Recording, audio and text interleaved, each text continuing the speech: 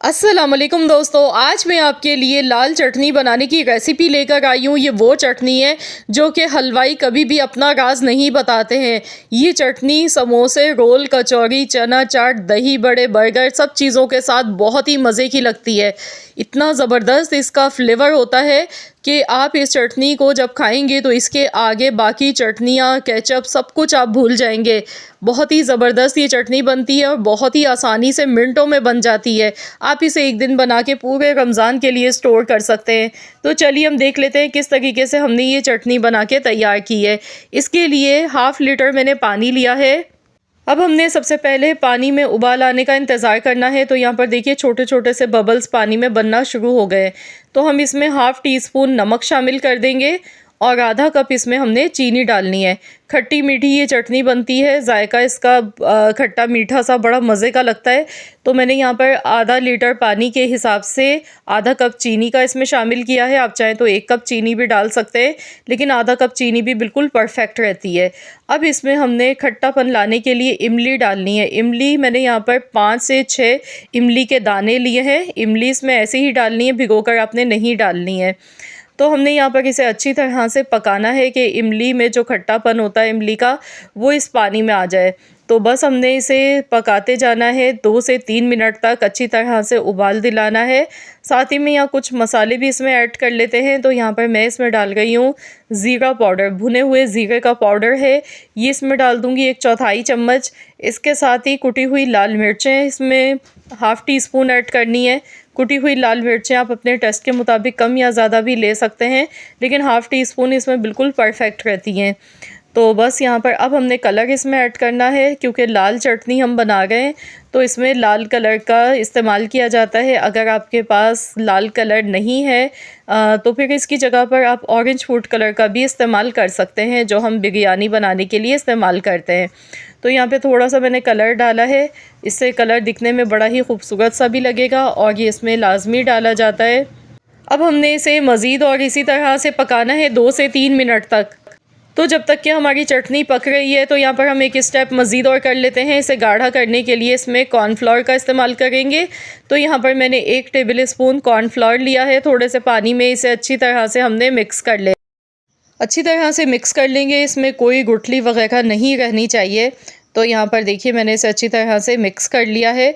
तो चलिए अब हम देख लेते हैं, चटनी भी हमारी अच्छी तरह से पक चुकी है।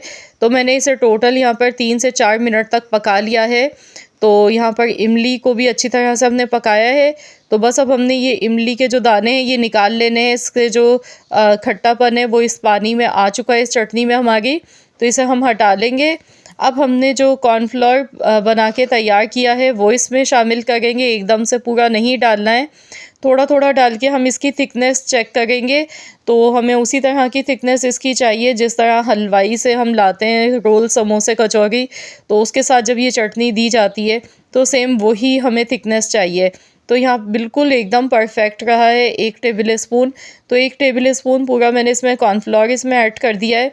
तो ये देखिए चटनी हमारी इस तरह की थोड़ी सी गाढ़ी हो गई है, बिल्कुल रनी फॉर्म में नहीं है। तो इसी तरह से इसे बना के तैयार किया जाता है। तो कॉर्नफ्लोर मैंने इसमें डाला है तो इसलिए मज़ीद मैं इसे 1 से 2 मिनट तक पका लेती हूँ, ताकि कॉर्नफ्लोर भी इसमें अच्छी तरह से पक जाए। तो यहाँ पर हम इस चटनी को एक बार बना के स्टोर करेंगे लॉन्ग टाइम के लिए, पूरे महीने के लिए। तो किस तरह से इसे महफूज़ किया जाता है वो भी आपको बताऊंगी मैं इस वीडियो में। तो यहाँ पर आप इसकी थिकनेस चेक कर लें। इस तरह की ये चटनी बना के तैयार की जाती है। ठंडी होने के बाद ये मज़ीद और थोड़ी सी थिक हो जाएगी।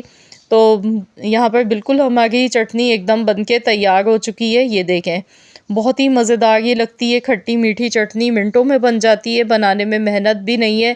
और दूसरी बात यह है कि आपको रोज़ाना भी नहीं बनानी पड़ेगी। तो चलिए इसे अब सर्व कर लेते हैं। तो यहाँ पर हमारी बहुत ही ज़बरदस्त सी लाल चटनी बनके तैयार हो चुकी है।